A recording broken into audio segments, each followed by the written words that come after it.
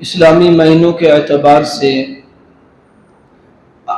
سال کا آخری مہینہ شروع ہونے ہی والا ہے، جس کو ذی الحجۃ الحرام کہتے ہیں۔ یہ وہ مہینہ ہے جس میں دو بڑی عبادتیں اللہ تبارک و تعالیٰ نے رکھی ہیں۔ ایک تو ہے حج۔ حج کا جو سب سے بڑا رکن وقوف عرفہ ہے، وہ بھی اللہ تبارک و تعالیٰ نے، کیونکہ 5 حج کے ایام بھی اسی مہینے کے شروع عشرے میں ہیں، اور پھر اس میں سے وقوف عرفہ جو حج کا بنیادی رکن ہے، اس کے بغیر حج ہی کسی کا معتبر نہیں۔ اور اسی طریقے سے ایک ہے قربانی، عید الاضحیٰ اور قربانی کا دن، یہ بھی اسی مہینے میں ہے۔ اس مہینے کے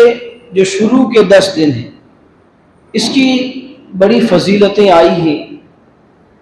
روایات میں بھی، اور قرآن کریم کی آیتیں جو کچھ پڑھی گئی، والفجر ولیال عشر والشفع والوتر، یعنی اللہ تبارک و تعالیٰ نے ان 10 راتوں کی قسم کھائی ہے۔ علماء اور مفسرین کا کہنا ہے کہ ان 10 راتوں سے ذی الحجہ کی 10 راتیں اور 10 دن مراد ہیں، تو اتنی فضیلت والی ہیں۔ حدیث میں آتا ہے، نبی کریم صلی اللہ علیہ وسلم نے ارشاد فرمایا کہ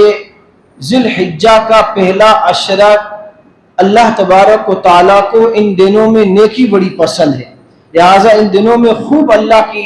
عبادت اور اللہ کی طرف متوجہ ہونا چاہیے، اور خوب اللہ کی تکبیر و تسبیح و تحلیل بیان کرنی چاہیے، اور جو ہے اسی طریقے سے اس میں جتنی ہو سکے اللہ کی عبادت کی طرف بندے کو متوجہ ہونا چاہیے۔ اور بعض روایات میں ان 10 روزوں کا بھی تذکرہ ہے، لیکن 9 ذی الحجہ کا جو روزہ ہے یہ بڑی اہمیت کا حامل ہے، اور اس کی فضیلت نبی کریم صلی اللہ علیہ وسلم نے بیان فرمائی۔ آپ صلی اللہ علیہ وسلم نے ارشاد فرمایا کہ 9 ذی الحجہ کا روزہ،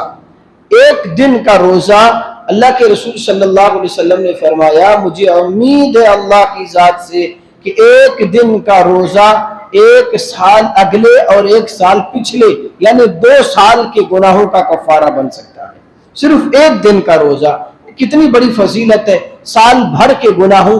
کا کفارہ ایک دن کا روزہ بنتا ہے، اس سے بڑی کیا فضیلت ہے۔ لہذا اس معاملے میں جو ہے کوشش کرنی چاہیے کہ یہ 10 دن جو ہے یہ ہماری غفلت میں نہیں گزرنے چاہیے۔ کم از کم اگر ہم ان دنوں میں اللہ کی عبادت اور جو ہے نوافل کی زیادہ اگر توفیق بندے کو نہ مل سکے، تو کم از کم اتنی ضرور کوشش کرنی چاہیے کہ ان متبرک ایام میں، اور جو ہے ان برکت والے ایام میں، ان فضیلت والے ایام میں اگر نیکی نہیں کر سکتے تو کم از کم انسان کو اللہ کی نافرمانی سے ضرور بچنا چاہیے۔ کیوں؟ اس لیے کہ جتنے بھی ایام ہیں، علماء نے یہ لکھا ہے کہ جتنے ایام کی فضیلت حدیث میں وارد ہوئی ہے، ان ایام میں ایک عمل کا جس طریقے سے ثواب بڑھ جاتا ہے، اسی طریقے سے جو ہے ان دنوں میں اللہ کی نافرمانی کرنے پر اس نافرمانی کا گناہ بھی بڑھ جاتا ہے۔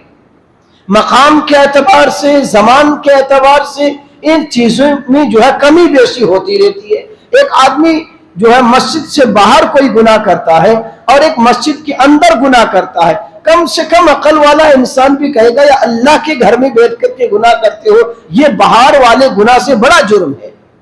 تو اسی طریقے سے جن ایام کی حدیث میں فضیلتیں وارد ہوئی ہیں، ان ایام میں ہمیں کم از کم اتنا ضرور اہتمام کرنا چاہیے کہ ان ایام میں اگر نیکی نہیں کر سکتے ہیں تو کم از کم ہمارے کھاتے میں گناہ نہیں لکھے جانے چاہیے، اس کا ہمیں ضرور اہتمام کرنا چاہیے۔